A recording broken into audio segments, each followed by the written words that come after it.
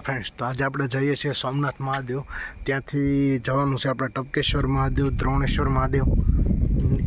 ટપકેશ્વર મહાદેવ જવાનું છે ગીર ગઢડા અને દ્રોણેશ્વર મહાદેવ જવાનું છે. તો આપણે જર્ની સ્ટાર્ટ કરીએ છીએ. જય જય મહાકાલ.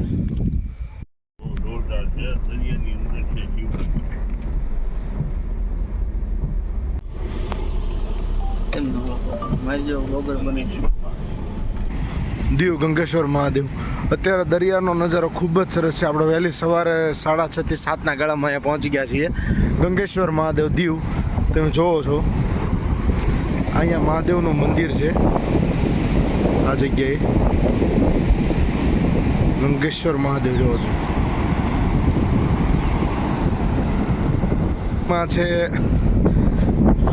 દર્શકભાઈ છે, શિવમભાઈ છે, ભૌતિકભાઈ જાની છે અને રાજુભાઈ મહાદેવ સ્ટોન લીલા સરકાર.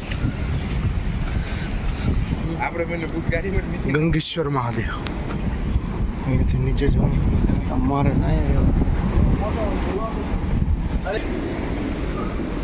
છે. ગંગેશ્વર મહાદેવ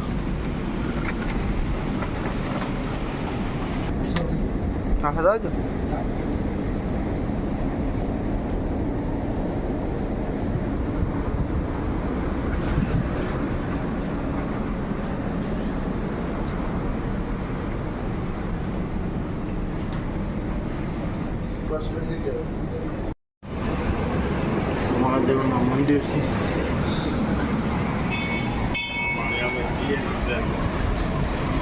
મહાદેવના દર્શન કર્યા બાદ આપણે અહીંથી જવાનું છે સોમનાથ.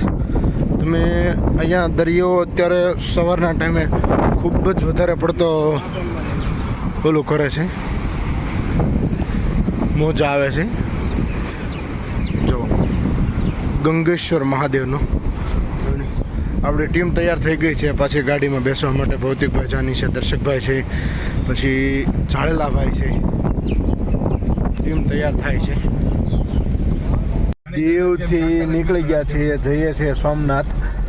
8, 8:30 જેવું થઈ ગયું છે ને આપણે સોમનાથ દીવ સોમનાથ હાઈવે પહોંચી ગયા છીએ.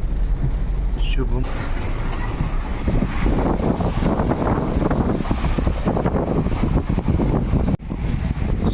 સોમનાથ મંદિર રેડી. હવે અંદર ફોન નથી લઈ જાવ દેતા, એટલે ફોન આપણે ગાડીમાં મૂકશું. Madhav special hotel Kathiawadi.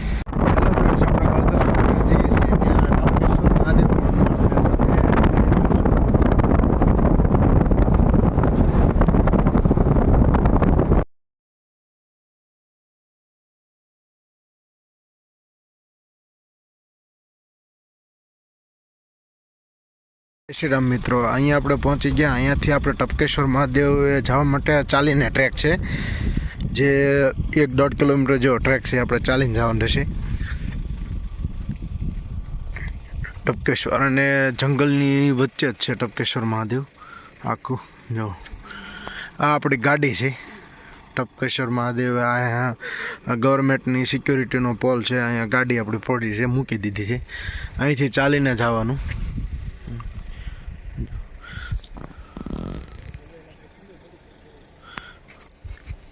ટપકેશ્વર મહાદેવ જવા માટેનો રસ્તો.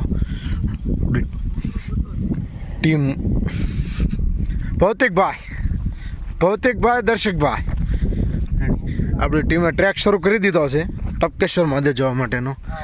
રફ રોડ છે.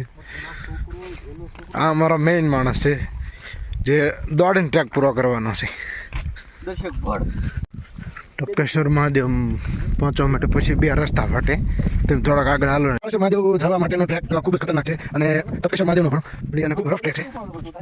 આપણે પહોંચી ગયા છીએ પાતાળેશ્વર મહાદેવ, જ્યાં આપણે મહાદેવના દર્શન કરીશું. ટપકેશ્વર મહાદેવ અને પાતાળેશ્વર મહાદેવ. અને પછી આપણે જઈશું પાતાળેશ્વર મહાદેવ.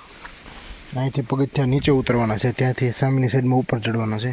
સામે આપણે જોઈ રહ્યા છીએ મંદિર છે ટપકેશ્વર મહાદેવનું.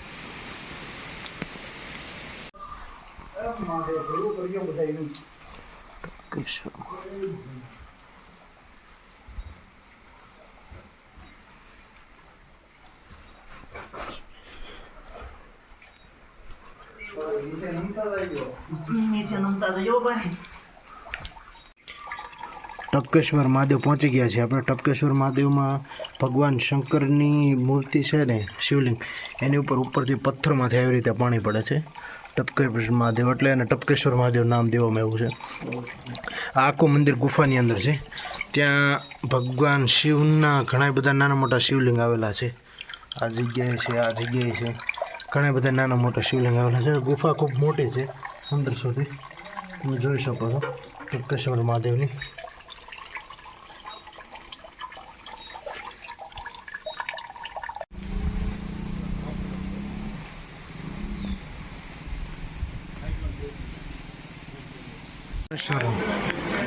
નદી, મંદિરની સામે નદી છે દ્રોણેશ્વર.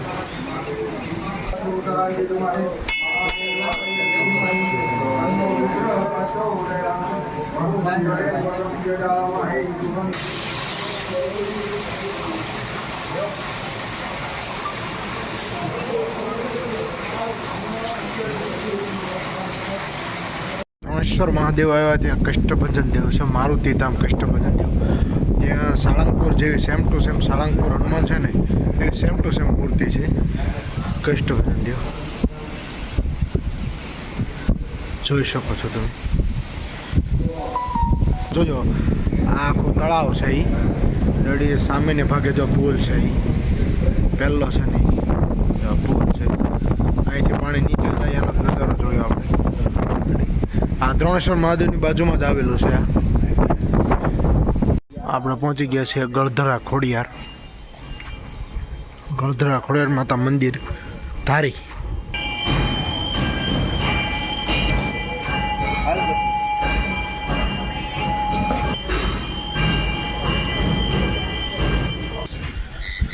આ સામો જે લાઇટ દેખાય છે ને, ધારી ડેમ છે. ખોડિયાર ધારી ડેમ, ગળધરા ખોડિયાર વાળો ધારી ડેમ છે.